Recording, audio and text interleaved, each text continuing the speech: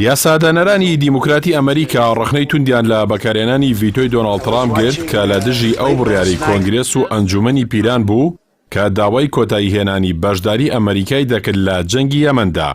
هەندێک لە یاسادانەران ئەویان بە کردارێکی نامرۆڤانە ناوبرد، بەڵام ئیمارات پێشوازی لەو بڕیارەی ترامپ کرد. نانسی پیلۆسی سەرۆکی ئەنجومەنی نوێنەران جەختی لەوە کردەوە کە پێویستە جەنگی یەمەن دەست بەجێ ڕاگیرێت. لە توییتێکدا ڕایگەیان دەبێت ترامپ ئاشتی بەسەر سیاسەتدا زاڵ بکات، دەبێت کار بکات بۆ گەیشتن بە چارەسەرێکی ئاشتیانی بەردەوام بۆ کێشە و گیانی خەڵک بپارێزێت. جاک شۆمەری سەرۆکی کەمینەی دیموکراتەکان لە ئەنجومەنی پیران بەکارهێنانی ڤیتۆی لەلایەن ترامپەوە بە نامرۆیی ناوبرد. پرسیاری ئەوەی کرد کە ئایا بۆچی ترامپ هەڵناسێت بە لێپرسینەوەی سعودیە لەو ڕۆڵە پڕ لە نەهامەتی کە لەو جەنگەدا دەیجێڕێت. سەرۆکی لیژنەی هەواڵگری لە ئەنجومەنی نوێنەران ئادەم شیف جەختی لەسەرەوە کردەوە کە کۆنگرێس هەموو هەوڵێک دەدات بۆ کۆتایی هێنان بۆ جەنگەی کە ئەو بە نەهامەتی مرۆیی ناوی برد. لە لای خۆشیەوە سیناتۆری دیموکرات کریس مێرفی دەڵێت لە حاڵی بەشداری واشنتۆن لە کوشتاری خەڵکی سڤیلدا ئەوە بەمانای پابەند نەبوونێتی بە هیچ بەهایەکەوە.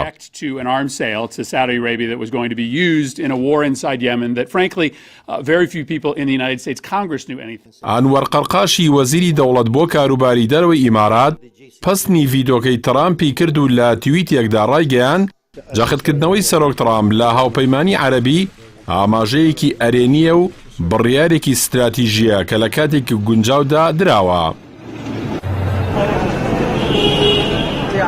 ئەم بڕیارە لە مانگی ئازاردا لەلایەن ئەنجومەنی پیرانەوە پەسەند کرا و لە سەرەتای نیسانیشدا لەلایەن کۆنگرێسەوە پەسەند کرا.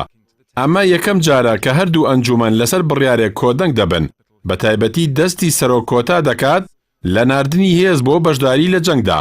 بەڵام ترامپ هۆکاری بەکارهێنانی ڤیتۆی بۆ ئەوە گێڕایەوە کە بڕیارێکی پێویست نییە و گیانی هاوڵاتی ئەمریکیەکان و سەربازەکانی دەخاتە مەترسیەوە.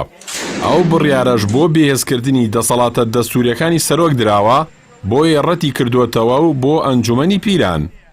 بەڵام چاودێرانی سیاسی بڕوایان وایە ڤیتۆی ترامپ ڕازگۆیی ئەو بانگەشەی ئەمریکای بەدرۆ خستەوە کە ئەو وڵاتە و ئیدارەی کۆشکی سپی لە میدیادا ڕای دەگەێنن کە پشتیوانی لە هەوڵەکانی نوێنەری نەتەوە یەکگرتوەکان مارتن گریفیس دەکەن بۆ چەسپاندنی ئاشتی لە یەمەندا کە ویلایەتە یەکگرتوەکان بۆ خۆی ئامادە نییە بێلایەن بێ لە جەنگێکدا.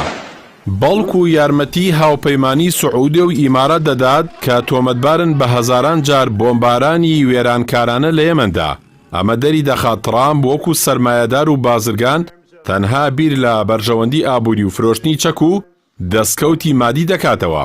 ئەمەش بیرکردنەوەیەکی نامرۆڤانەیە بە پێی ئەو بەهایانەی هەندێک لە پەرلەمانتان و سیناتۆرەکانی ئەمریکا بڕوایان پێێتی. ترامپ سیاسەتێکی نالۆژیکی دژ بە یەک پەیڕەو دەکات، لەلایەک دیالۆگ لەگەڵ بزوتنەوەی تالیبان دەکات بۆ بردنە دەرەوەی هێزەکانی لە ناوچەکە بەگشتی و ئەفغانستان بە تایبەتی. بەڵام بۆ زیاتر فرۆشتنی چەک بە سعودی و ئیمارات و هاوپەیمانەکانیان لە کەنداودا هەژموونی ئێران دەکاتە بیانووی پێشێلکارەکانی مافی مرۆڤ و دژایەتی ئەو بڕیارانەی کە داوای ئاشتی و سەقامگیری دەکەن لە ناوچەکەدا.